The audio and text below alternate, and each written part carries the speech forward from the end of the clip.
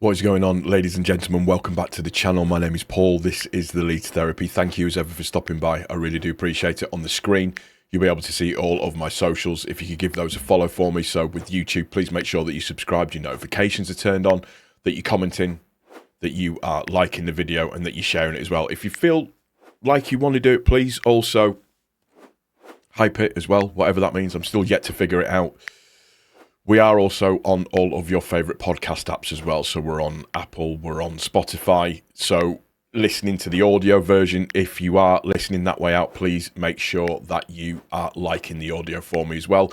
It just helps to keep pushing it up the algorithm and just does really well for me on that side of things as well. Just helps me to reach another audience. So today's video is our big game preview of our match against Bournemouth.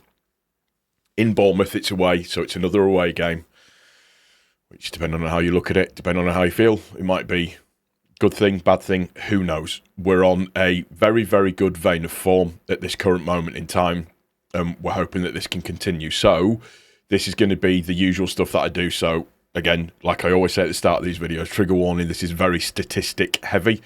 So if that's not your kind of thing, then I do apologise. But for me, it's just a thing that I like to do, and that is the last time that I'm going to mention about statistics. You have all been forewarned. So let's just jump straight into it. We know the format of this and how it works. So looking at it from an injuries and suspensions point of view for Bournemouth, Justin Cliver is injured with knee surgery, apparently, pending. Lewis Cook is injured with a hamstring, and Julio Soler is doubtful with a muscle injury. Conversely for Leeds, we know the two main ones that are out currently at the moment. Anton Stach is out with an ankle injury, and Dan James is doubtful with a muscle injury, although it does have to be said that Stach was seen at Ellen Road at the weekend walking around without any aids or crutches or anything like that. So maybe, just maybe, he might not be too far away from returning to the squad. So hopefully that's the case. Pre-match standing-wise. So, looking at it, Bournemouth, their last 5 games, they have drawn 3 and won 2. Conversely, our last 5 games, we've lost 1, drawn 2, won 2.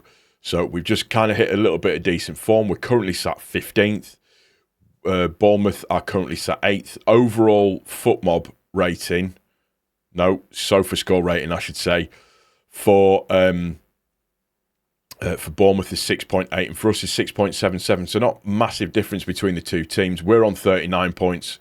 And they're on 48 points overall. Head-to-head wise now, so when you look at it in the last 3 Premier League meetings between the sides, so in November 2022, we won 4-3. That was a mental game. In April 23, Bournemouth beat us 4-1. And on September 2025, as we know, 2-2 draw at a really bizarrely conceded equaliser, not bizarrely conceded equaliser, a heartbreakingly conceded equaliser. And we're just going to have to wait and see how that one pans out in, could it be repeat? Could it be revenge? Who knows? Goal distribution. Now, you know, I love this little bit because it tells me quite a lot of interesting information with regards to the two teams. So, interestingly, Bournemouth have scored 50 goals all season. We've conceded 49. Interestingly, Bournemouth are on 50-50 for scored and conceded. We're on conceded 49 and we've scored 42. So we're on that -7 goal difference. That we have chipped away at that, which has been really, really pleasing to see. So from Bournemouth's point of view, they tend to score the majority of their goals towards the back of a game. So, and this is the bit that's slightly worrying, they have scored 24 goals between 75 and 90 minutes. Or technically, really, it's 60 and 90 minutes. Conversely, Leeds have conceded 24 goals between 60 and 90 minutes. However, we're starting to get a little bit better as far as that's concerned. We generally tend to score a lot of our goals before half-time.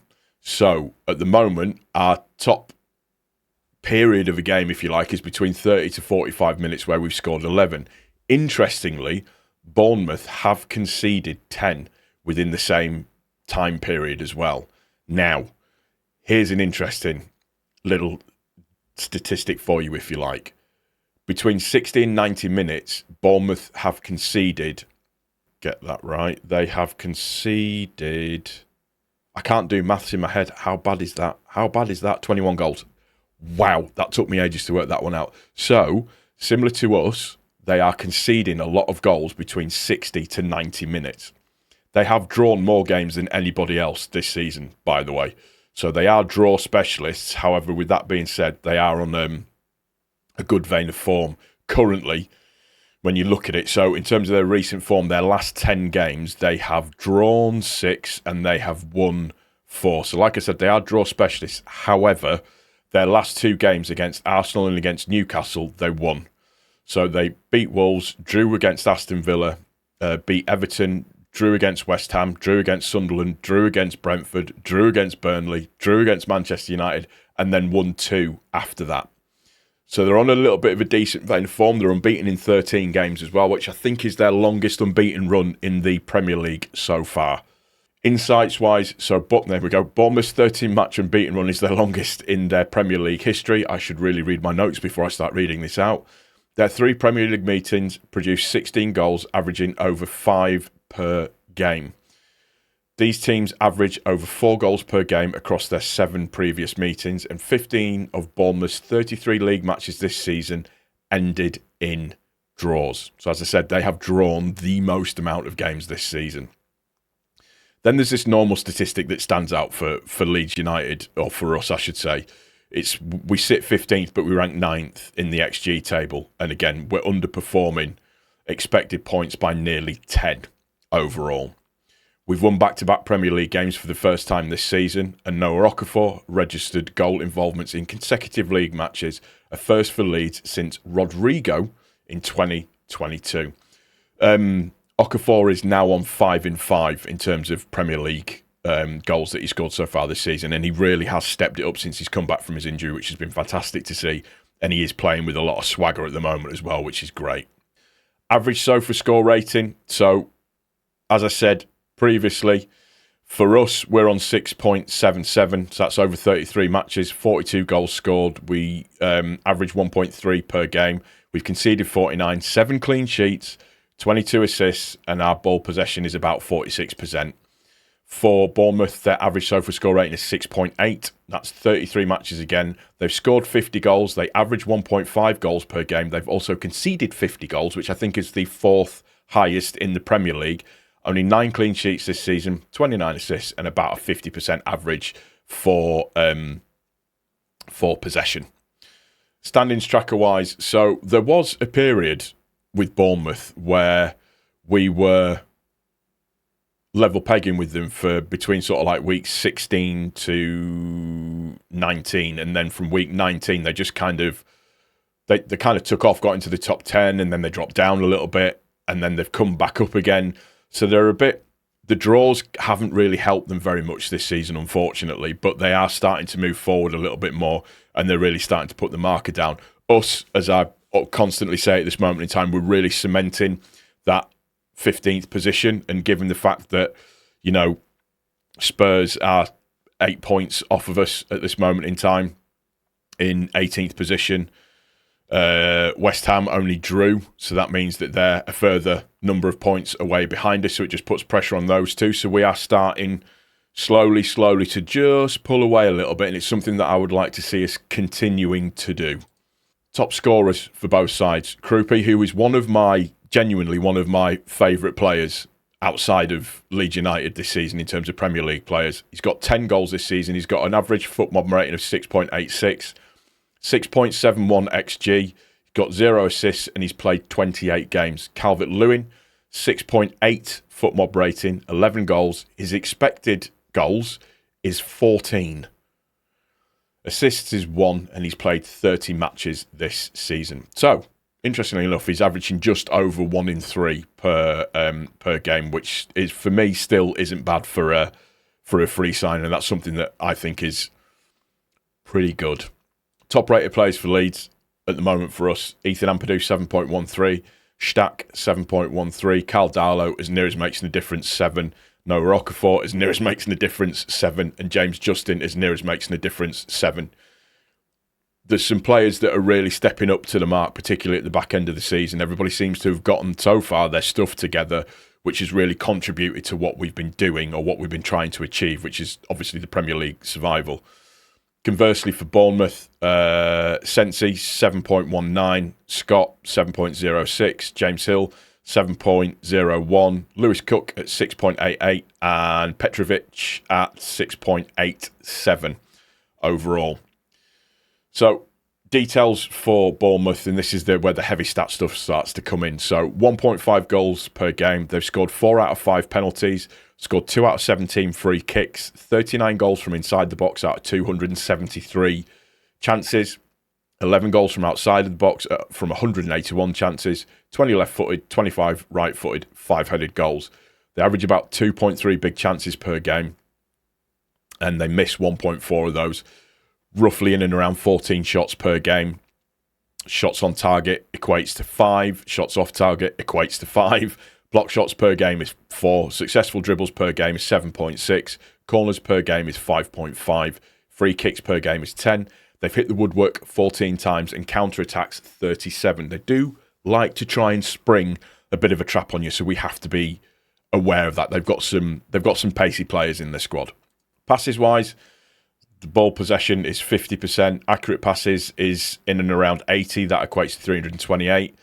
In their own half is 90, which is 157. And in the opposition half, it's 73%, which is 171.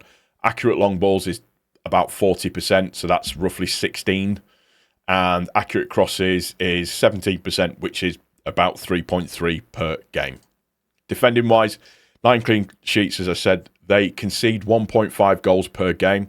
17.5 tackles per game, 10 interceptions per game, 31 clearances per game, round about 3 saves per game. Ball recovered per game is 51.8. Errors leading to shot is 14. Errors leading to a goal is 3.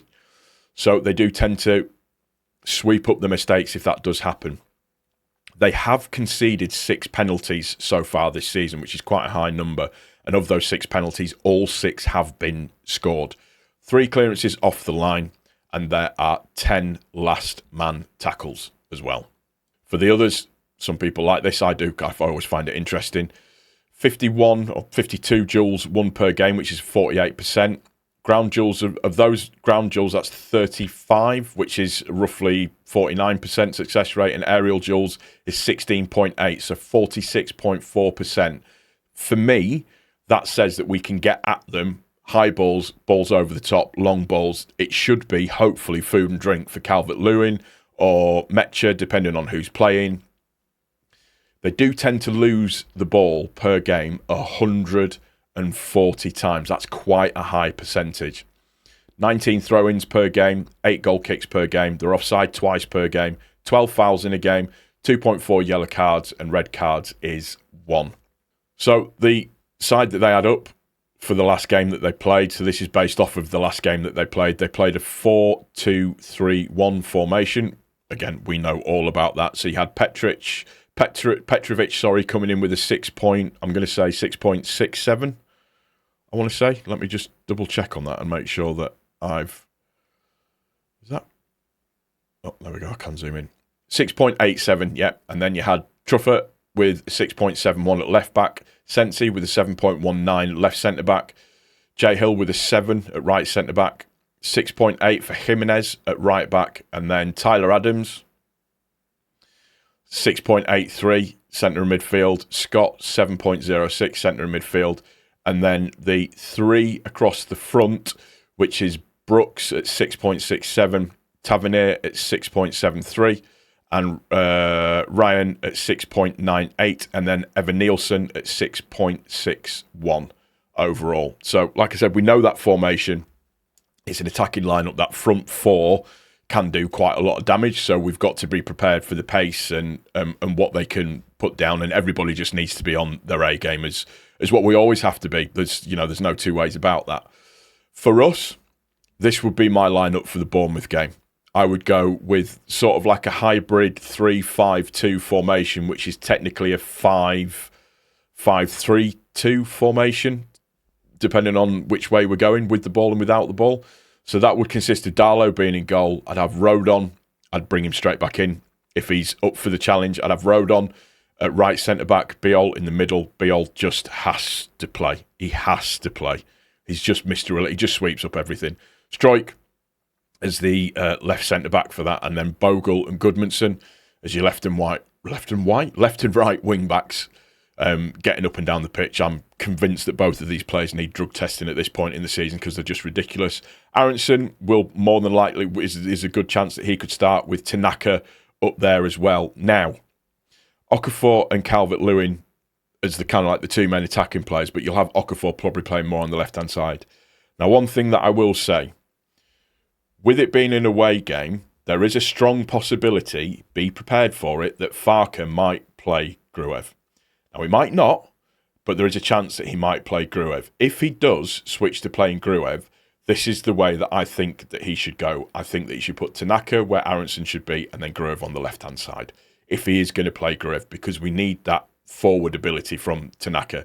Yes, Aronson's harassing and sort of, jumping all over players and getting involved, and apparently poleaxing players now, because that's the thing that Aronson does. It's very, very good, but later on in the game, particularly away from home, that might be a really, really good tool to have, or in the arsenal as the game sort of wears on and the players start to tire out a little bit. We just need to keep maintaining. Like I said, I would snap your hands off for a point now. I'd be 100% happy if we took a point and just kept, just moving that gap up. 3 points would again be out of this world. Taking 3 points on Wednesday would absolutely put huge pressure on our competitors that are below us in the relegation battle. It would put us 11 points ahead of Spurs. It would put us 10 points ahead of West Ham. I think that's right. It would put us, is it 10 or 6? It would put us 10 points ahead of West Ham, and further ahead against Forest as well, which is exactly where we want. We want to be putting that pressure on these other teams. We want to be taking these opportunities of these early games. And I know we've got the FA Cup semi-final to look forward to, but we need to be taking the opportunities that are put in front of us and with both hands and running with it, and absolutely running with it and making the most out of it that we can. Like I said, I would snap your hands off for a point now. 1,000,000% I would snap your hands off for a point now. But if we can win, that's even better. And that would be the completion of my 3-step plan progress, because that would take us to 42 points and pretty much guaranteed. The most important thing is that we don't lose. That's what we've got to go in with. And we've been okay away from home. We've only lost 4 times since like December. So we've been doing, in like 20 games, we've lost 4 times, which is a phenomenal return of games. So we just need to keep going with the positivity and keep going where we are. I mean, do we think that Farke will switch it up because of the semi-final at the weekend, or will he still play everybody? I think he still plays the main squad. I genuinely do. I think they played within themselves in the pretty much from 30 minutes against Wolves at the weekend. It was very much battery saving mode, so who knows what might happen on Wednesday. But like I said, it's an opportunity for us to move a little bit further forward. Keep with the positivity, keep doing the good work that we're doing, and just keep moving forward. That's just what we need to do. It's going to do it for this one, guys. Let me know what you think about the game in the comment section down below. As I said previously, make sure that you are subscribed, your notifications are turned on, that you are liking the video, hyping it if you want to as well. And if you are listening on the audio version of this, if you just make sure that you are liking the audio version for me as well, that would be greatly appreciated. Take care of each other. Most importantly, take care of yourself. I'll see you for the review. Hopefully, in a good mood. I appreciate you all. Cheers.